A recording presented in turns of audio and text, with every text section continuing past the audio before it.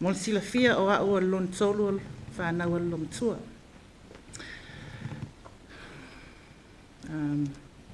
Ele isa unia sa umuli mau. Ia au whaalongolongo atu lawe umuli mau. Ma wai nisi mea lo umuli mau nea fiafi. Ia e sa o leile tala le ai pele, tua tele pele lo matua. Ai pele lava ia te ia ono tua ngane mona ainga. Il mātou whanau, ia e pele lava ia nan whanau tama. Whaapea au ia so e male wii. Ano whanongolongo atu. Pe whaia singa whanong tā le wii lo matua. Ia au ma ua la ma la uso masana. Pe o ma ua tau le lea le ainga. O ma ua whai o ma whai au. So se mea lava e mana o lo matua matua ina o ma ua lava. Ele yo o lima matamaya ma ua. A lo matua. Ia a tonu e o mai whanau whaapantala tufo ia au penga lo matua. Le lawa le sao ai le wi le fo ilanga alu ia ai paula wa winga lo matua ia awena I fa le tonu ia mato I tau singa mato ainga fa nau ne ngata I le fa alu I tangata alo lofa ia ma faia fina ngalo le atua o le o atu fo ila ni sia lo matua o se tangata fina e ele se fe vale lo matua so I trophies all le tele ia ai o tuni si fa be oka ka ringi fanga wa lo mapu a ela tala tu lai I puia e tasi ale ngoale ia I puia sautavita ese umata sanga ona ole tinale fie tele so isu engal si o le AOG te loa lo si la fia ni to tele o feife au ale AOG le nau lo matua eso ia na fiong pa ia o le lo matua no mai Samoa tau sanga a fei wa sila futu whaama lo tama ia mau tuangane matutu e to olua o mai wha mau tui Wellingtoni o le ngaluenga lo matua sai ai o le tau si mai o le nurse ia ena wa whaelo na ainga na no failea e tasi lana whanau. Ina ua lata ina mai a o onga le matawii o na foile lo matua e toi a onga. I ule a onga o na toi foile langa luenga leo tasi mai. Tausanga awhi iwa salau iwa sumaliva. Whanau e lo fiso o le mau lo matua. Tonu maa sina o whaeto lo matua leo o fo i e whenga luenga. Ai whae mele lo matua. Aula vele tama o si daycare o te le trustinga tanga and tau singa lau tama. Ai lena unofo mala unga luenga. Ai you pay me. Ia ona whai ala lea. Ma te usu moli fiso o ilo matua ina piki pe a manawa. O lai fa simono o whainga lava lea. O moli umai o lo matua ina. Ia ona piki lea pe a manawa. Ai au olo ina mana o lo matua tu alan whanau. E tu le vaso atua, pe tu le weekend atua, fa tu bili mai ne piki. Tau sanga e lua fe male valu, ina ua maaui malua. Whenga tā ona whai lo matua, ma te o ma aven ma whanau. Ui ina whenga tā, ai sa talia lava lo matua. Awa vefo le awala lea ma, awala e o atua lo matua e asi ona ainga, ma asi mātou. O mato iai I Samoa. Lea lava ma te nofo I Samoa. Na o atualo matua ai le mai. Ia. O tau sanga lena te a, na o malanga mai ona o masenga se vo. Ma mafuta ma lo matua I November, to December. Ia, ma te oa lai Samoa, na o iloa. Ele umi. Ona toi mafuta to lo matua. Ia, o te whaaftaile atua ona o sitina e alofa. Sina e ote ona olona lava nganga ia mato manuia. Ai tasi lava le moli malo te fia fasa o le fe mei so olo toma e sisi. E ote lo mato le so el vanga la iti ia ma. Ele ote lo mato ia ai ole atu pe lava noa I ele lo fa na lo mato e fa atu mon mal ia ai ona fa mai ai tu lo lai.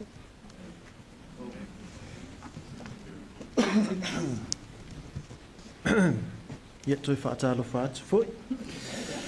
I'll make it short and sweet. You've already heard most of the stories. They've stolen those stories from me. I've got 3 stories, but I've got 2 minutes to say it, so I'll only do one. Even though Nessa said that, Mulianga, or actually Mulianga said he's the Pele.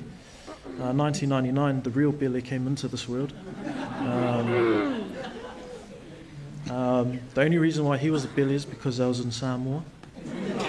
So whenever I come back, it switches back to me. So yeah.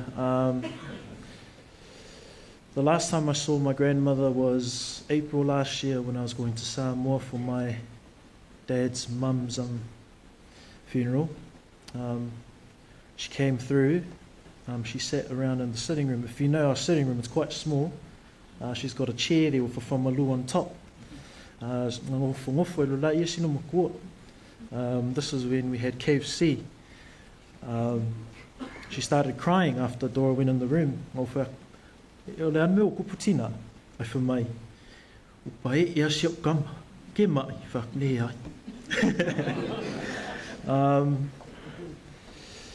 She's always sacrificed a lot for me, especially. I'm glad she got to go to Samoa with most of the grandchildren, the boys. She got to see most of us there. And I'd like to thank you for everything. Thank you for the credit card you gave me whenever I was hungry. Mulianga, did you get the credit card? Oh, never mind. Thank you for all the clothes. Oh, a quick story. So whatever clothes she bought me, you know how Islanders write on the tag, you write only the initials. Oh no, she writes on the behind the collar and below the waistline. But it's not only the initials, it's the entire name. So she would be like, Fisole Rani Teri Maulolo. And then it's like, in that way I would never lose most of my clothes. She was a very meticulous lady. And there's only one time she gave me a hiding. It was our first trip to Samoa. I was Ulavali. I deserved it, and I'd like to thank you for reminding me that I'm still Ulavali as the oldest. Other than that, I'd like to say farewell, Nana. We'll try our best to live life as you've seen it. Love God as you've loved God, and go see my parents as they have go see you. God bless. No tears.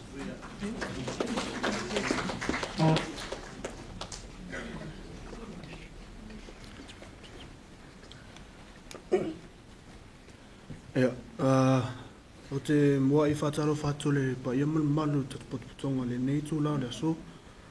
E whataro whatu e le pa ia malu le au whaingaluanga le atua. Me sea inga mau o whaina. O me ia. Ia moe le silafia. O lo suafo Simona. Maulolo. Ia mau au o le wii o le tamato lua si o tamaya lo pena ma faros ya ele tele se muli mau ya ele pe ofiso wa tango li mai silo matua ya smato tinae e tau le muli mau wina fatu to matua ya Nana, thank you for always looking out for us, grandkids, taking care of us when we were younger. Thank you for raising our parents for the way that you did. Know that they are good parents to us as well. Hopefully. Thank you. Thank you for everything you've done. Thank you for all the money you've given us every time we visit. And hope that your reunion with Papa is nothing but happiness. And yeah, manuelo malanga nena.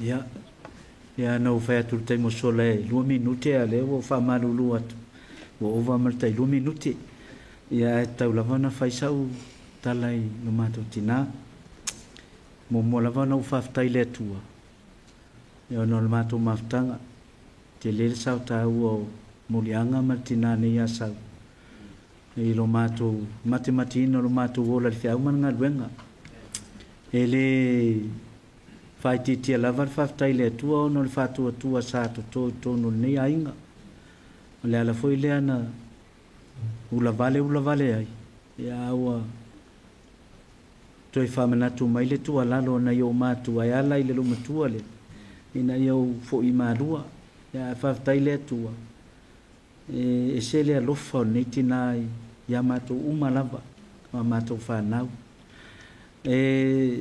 mo aula vai ele fenga ia malo matua e lakia le sunga ia pasta tua mali sunga ia riti watau atu wo marsa wa le lo matua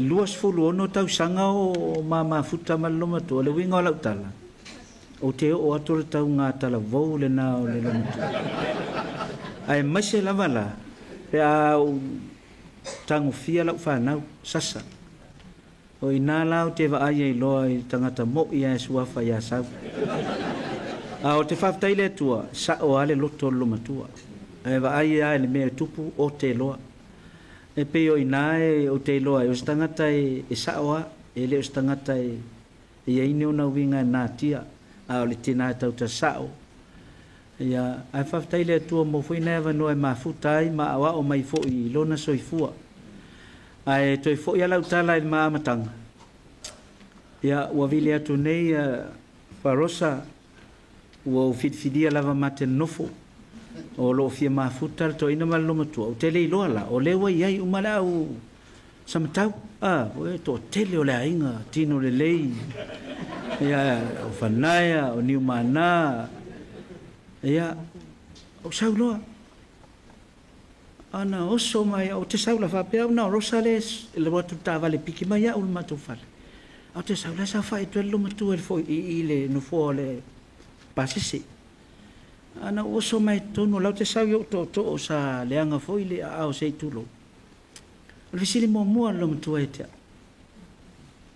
rupen ai te no fo mau e fa pe le visili lo matu ia o whapelo, ia la o tala noa tu roa la ia, oi, tinao te, I'm a New Zealand po. Ia, oi nala na, amata mailma maftanga malumatua. Lea la wa fai langir fo langar tina, fato ailo nei al tinao te le iola i New Zealand, sa uola i Samoa. Ia, au te whaftai le tua, no le tina na tu mai. Fausia le soifua ma le ola o ala ma whanau ma so mātou whatawa. Tai foi pa io le kalesia, ta mai a sa mani pule ia le alala mai le a whaingaduen, sa alatou te talo ina ia maua le tu mauri whatua tua o sau maro mātou a inga ia le lawai, sori tūlanga au aia le whaithe au nei, ia alo ma whanau maro mātou whatawa. Ia ina ia tu maupea le whatu na tō, ia manuia lau malanga tina tonu lava ua lua mafuta malo wali ile ma lo peo na tau sini o ia ile fatu tua ia matu tapua ia tu tapua i mai fo ia matu no nofo ma to lau fanau mo wainga ia la fa wa na o si o wainga male kalesia ia o se langona lea ia manu ia tele lau malanga manuia foi le pai o mau lunga sungai fa ngainga ma ainga na lua mai so wo mai masan ile lo fo le tua fa tai